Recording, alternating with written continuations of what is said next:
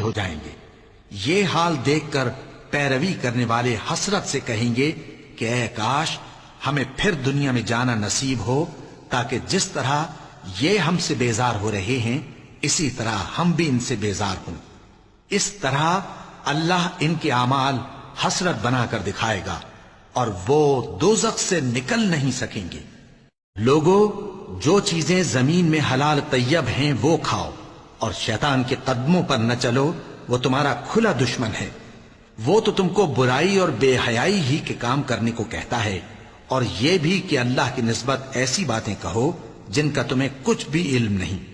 اور جب ان لوگوں سے کہا جاتا ہے کہ جو کتاب اللہ نے نازل فرمائی ہے اس کی پیروی کرو، تو کہتے ہیں نہیں، بلکہ ہم تو اسی چیز کی پیروی کریں گے جس پر ہم نے اپنے باپ دادا کو پایا۔